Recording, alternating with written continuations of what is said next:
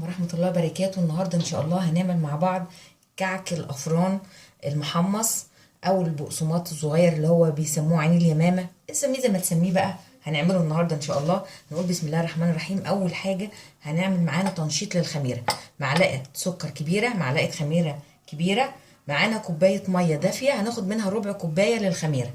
نقول بسم الله وهنقلبهم كويس قوي كده لحد ما السكر معايا يدوب هو والخميره، ونغطيها لحد ما تتفاعل معايا وتبقى معايا جاهزه. بعد كده نشوف المقادير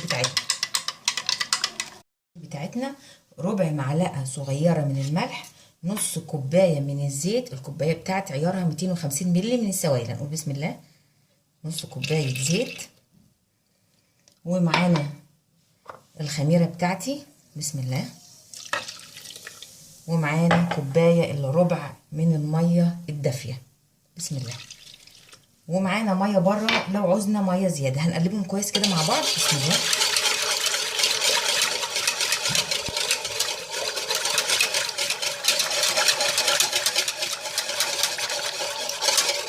ومعانا نص كيلو دقيق متعدد الاغراض منخول كويس معاه بسم الله، نص كيلو دقيق متعدد الاغراض وانا نخلاه كويس جدا. هنقول بسم الله وهنبدا نعجن العجينه بتاعتي. ده كده ملمس العجينه بتاعي اهو ما شاء الله. دهنه زيت بسيطه، وهندهنها برده من هنا كده دهنه زيت بسيطه خالص، وهغطيها واسيبها لحد ما تتخمر معايا. بالنسبه للميه، الدقيق بتاعي اخد كوبايه وربع من الميه. انت على حسب نوع الدقيق اللي عندك هتحطي الاول نص كوبايه ميه، وبعد كده تستخدمي الميه بالتدريج. معلقتين سمسم محمص متنقيين كويس قوي، عليهم معلقه ميه. هنقول بسم الله. شايفين بقى الخميره، شايفين الخميره ما شاء الله عليها، العجينه بتاعتي اختمرت للاخر. هنقول بسم الله، ما تهبطيش قوي العجين يعني الخميره منها. هبدا بقى اخد جزء صغير كده بجزء صغير، يعني بص قد ايه، حاجه بسيطه كده اهي.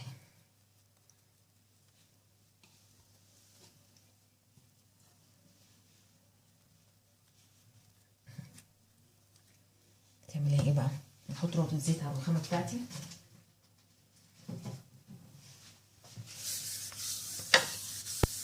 الصينيه بتاعتي مش مدهونه حاجه،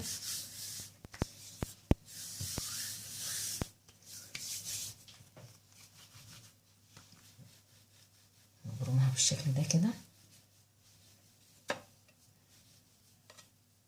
شايفه انت كبيره، نصغرها كده شويه اهي، وتلفيها على السمسم اهي. شايفين شكلها؟ شيلي بقى الزياده كده من السمسم، تحطيها في الصينيه بتاعتك، تظبطيها كده في الصينيه، وهتسيبي برضو مسافات. نعمل واحده كمان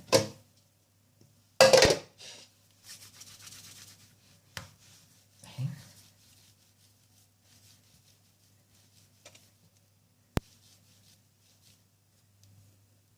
برضو دي طويله اهي. شايفين طولها قد ايه اهي؟ ده طولها. هتقفليها بقى كده وتحطيها على السمسم اللي عليه ميه، وتحطيها فين؟ في الصينيه بتاعتك، وهكذا. نعمل واحده كمان كوره اهي، وتفرديها طويله. عايزه بقى يبقى قد بعض، هتبداي تقيسيهم زي ما انا وريتها لك كده اهي. هتقيسيها كده، ده اولها وده اخرها اهي. تقفلي وعلى السمسم بس كده.